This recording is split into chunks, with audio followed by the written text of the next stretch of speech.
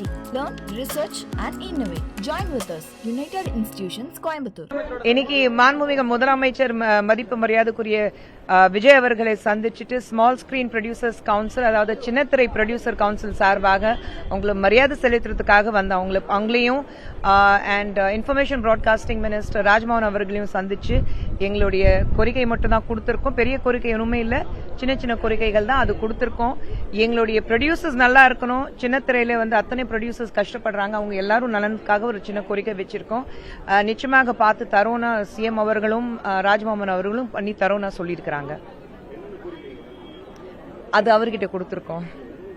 இல்ல, ஜெனரலா எங்க ப்ரொடியூசர்ஸ் கஷ்டத்துல இருக்காங்க. அந்த ப்ரொடியூசர்ஸ் கஷ்டப்படக்கூடாது இனிமே. அதுக்காக சின்ன சின்ன அவங்களுக்கு எந்த விட்ட கோரிக்கை அவங்களுக்காக தான், அவ்வளவுதான், வேற ஒண்ணுமே இல்லை. ஃபர்ஸ்ட் ஆஃப் ஆல் என் தம்பி சொல்லும் போது எனக்கு ரொம்ப பெருமையா இருக்கு. இன்னைக்கு அவர் பார்த்த உடனே எனக்கு ஒரு சின்ன இமோஷனல் மூமெண்ட் தான் இருந்தது. அவர் முதலமைச்சர் ஆனதுக்கு அப்புறம் என் தம்பி பார்க்கும்போது ஒரு அக்காங்கிறது முறையில எனக்கு ஒரு இமோஷனல் மூமெண்ட் இருந்தது. அவர் பார்த்ததும் கட்டி பிடிச்சிட்டு தீதி நான் சொல்லும் போது நிச்சயமாக ரொம்ப சந்தோஷமா இருந்தது. அண்ட் அதே சமயத்துல அவருடைய செயல்பாடு சொல்லும் போது அவர் முதலமைச்சர் வந்ததுக்கு அப்புறம் நிச்சயமாக தமிழகத்தில் ஒரு மிகப்பெரிய மாற்றத்தை கொண்டு வர போறாருன்னு நல்லா தெரியுது. ரொம்ப தெளிவான ஒரு அரசாங்கம் இன்னைக்கு பாக்குறோம். எல்லாரும் வேலை செய்யணும், அதுல மட்டும்தான் இருக்காங்க. யாருக்கும் நான் மாமனா மச்சனா அது பார்க்காம மக்களுக்கு என்ன நல்லது செய்ய முடியும் அது மட்டும்தான் பார்த்துட்டு அதை நோக்கி தான் அவங்க போயிட்டு இருக்காங்க. சோ ரொம்ப சந்தோஷமா இருக்கு, ரொம்ப பெருமையா இருக்கு. தம்பி ஒரு முதலமைச்சர் அப்படின்னா ஒரு பிஹைண்ட் த டெஸ்க் பார்க்கும்போது ஒரு ஃபீலிங்கே தனியா இருந்தது.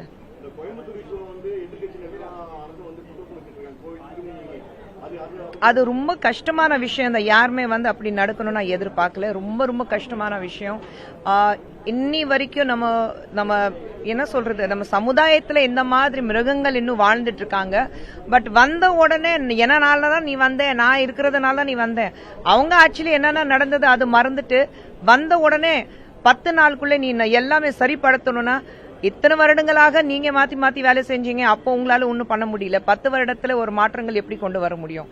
இப்பதானே வந்திருக்காரு, நேரத்தை கொடுங்க. நீங்க இத்தனை வருடங்களாக இருக்கீங்க, உங்க தந்தை இத்தனை வருடங்களாக முதலமைச்சராக இருந்திருக்காங்க. திமுக சொல்லும் போது எத்தனை வருடங்களாக நீங்க ஆட்சியில இருந்திருக்கீங்க. உங்களால கொண்டு வராத மாற்றத்தை ஜோசப் அவர்கள் ஏன்னா ஒரு 5 நாள் 10 நாள் கொண்டு வர முடியும். டைம் கொடுங்க, நிச்சயமாக மாற்றம் வரும். அந்த மாற்றம் வருங்கிறது நம்பிக்கையில தான் மக்கள் அவங்களுக்கு வாக்களித்திருக்காங்க.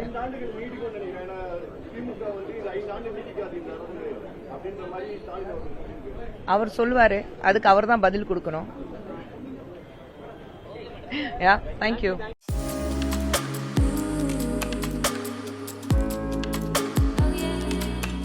UIT. Learn, research and innovate. Join with us. United Institutions, Coimbatore.